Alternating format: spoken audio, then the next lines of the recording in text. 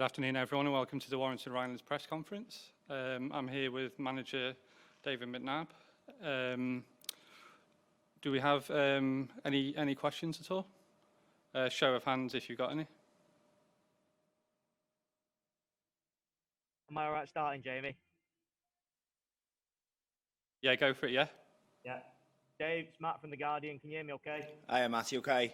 Yeah, I mean, I almost feel bad dragging you away from that dressing room. Many congratulations. Can you sum that up for us if you can?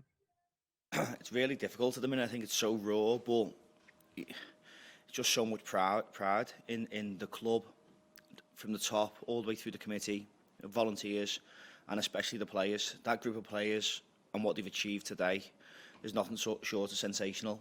I think you've seen how close the group was in the last 10 minutes of that game, putting the bodies on the line, throwing themselves in front of everything, winning headers when they know they're going to get hurt. Honestly, what a group. Yeah, I mean, obviously it was a bit of a nervy start, quite understandably. You got used to the occasion, but you must have been really pleased with how calm your side were. I mean, they were so composed throughout.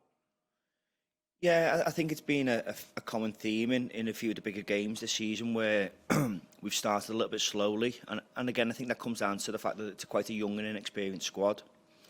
But they grew into the game from about 10-15 minutes in, and I thought we started to play the ball and move it around a little bit faster. Obviously, we got the goal, then they equalised, and unfortunately, we sort of hit them straight away and got the lead back. Second half, I thought we were really good when we came out. We got the third goal. I thought we probably could have had another one. And then obviously, Binfield have scored a great goal. To be fair to them, they haven't stopped. And that's left a nervy sort of last 10-15 minutes. So there were a few key moments, as you said, going straight back in front after conceding. And then that save from Graham McCall at 3-1. How critical was that? Massive. Is that never say die attitude? I think obviously when you concede a goal, your heart sinks, and the lads haven't let it affect them. They've gone straight up the other end. Great run by Charlie, clear penalty. Then Elliott's put it away. It was fantastic, and then obviously that's what Podge does. He what a goalkeeper he is, and a fantastic lad as well. Elliott never quite rightly gets applauded for a superb display, but you think there's Steve Milne up there, his movement dragged Binfield all over Wembley, didn't it, and created that space. Yeah, and that's what we were trying to work on with the front three. I think at times we did force it a little bit too early. We could have maybe kept it a little bit longer through the midfield and across the back to wait for a better opportunity. But look, they work hard. They work really, really hard, first and foremost. And then obviously the runs and the movements off the ball and the quality that they had in possession as well. Lastly from me, dare I ask what tonight will be like? I think we'll probably have a shandy or two back at the hotel. I'll pass you on. Congratulations again, Macca. Thanks, Matt. Thanks, Matt. And next we should have David Richardson from the non-league paper. Hi, David. Many congratulations. Elliot Nevitt's had quite a week after his FA Sunday Cup victory. Talk about the impact he's had. He's a fantastic player. Obviously, he's had some week, and we've had some week anyway. But he's obviously squashed the Sunday National Cup in the middle of that as well. He's a great kid, really quiet, really down to earth, and he's a massive part of the dressing room.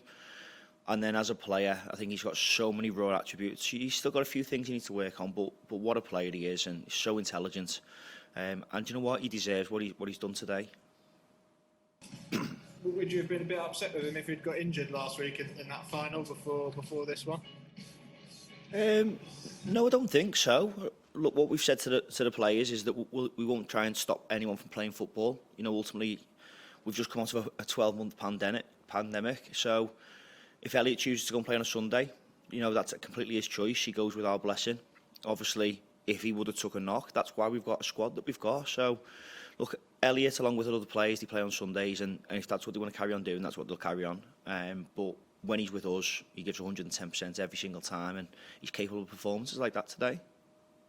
Yeah, and you completed the double of sorts this week with the promotion news as well. That's a nice extra bonus.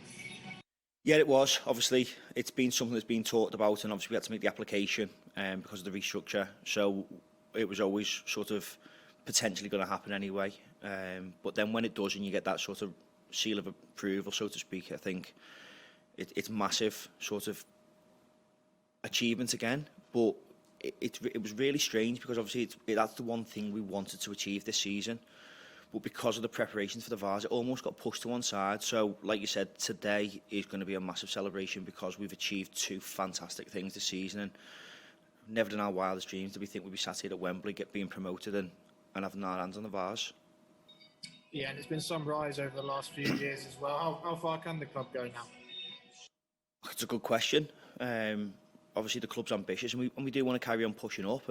But look, for what we've achieved so far, next season in Step 4 in the Northern Premier League will be the toughest challenge we've had to date. There's no question about that. There's some massive football clubs in there with massive amounts of history in non-league. We are fairly new in terms of playing in the non-league system. So, look, we're going to go there. We're going to give it our all. And you know what? We're massively excited about it as well. Thanks, David. Well done. Yes, thank you. Thanks, David. Next, we should have Robert Dunford from The Times.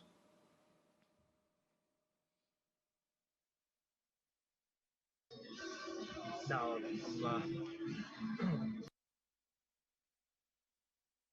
Tim Fuel from the Non-League Football Show. Hello, Dave. Congratulations. Hi, Tim. Your lads were the first team out warming up pre-game, I noticed, and immediately from kick-off, you were taking quick free kicks and pushing the tempo. Was that nervous energy, or was that a deliberate tactic? In terms of getting out early, I think we were meant to be out sort of 30 minutes, but the stadium had asked maybe you can go a few minutes early. It gives a little bit more of a turnaround once you come in. So we went out there when we were advised to do so. The lads were eager to get out. I think sometimes you can overcomplicate things by trying to give them too much information and too many messages. We did all that last night at the hotel, and the lads were just desperate to get out and get on that pitch. And just running out in front of fans would have been emotional, but I guess running out at Wembley and then in front of all your loved ones and friends probably just made it even more surreal.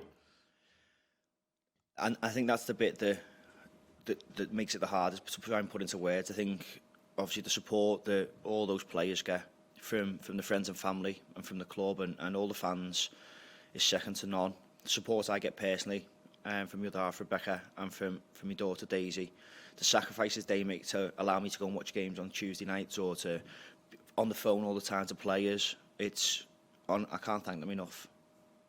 The times you have to pick up the phone to speak to a journalist. Dave, congratulations. Enjoy your celebration. Thanks, Tim. Cheers, mate. Do we have any other questions? Can I just jump in? Hi, Dave.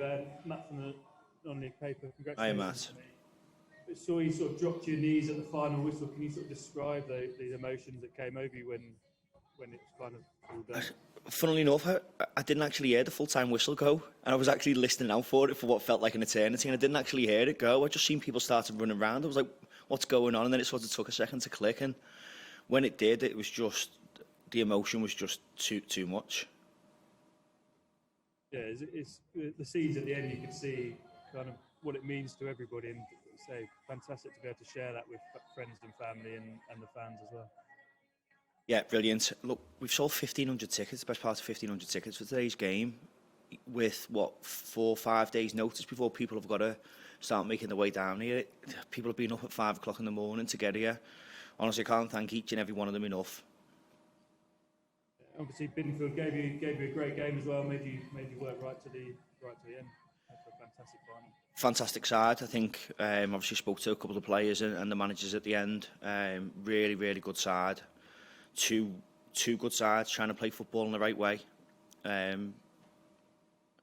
It's not just on the pitch either. Look, they've shown a massive amount of class, both before and after the game. Obviously, very respectful before, like ourselves, and then after the game, a touch of class. The whole team stayed, congratulated us, watched us lift the vase, and then shook each one of our hands. And that goes above and beyond what you'd expect. Obviously, they're bitterly disappointed, but I really do hope them well, and good luck for next season.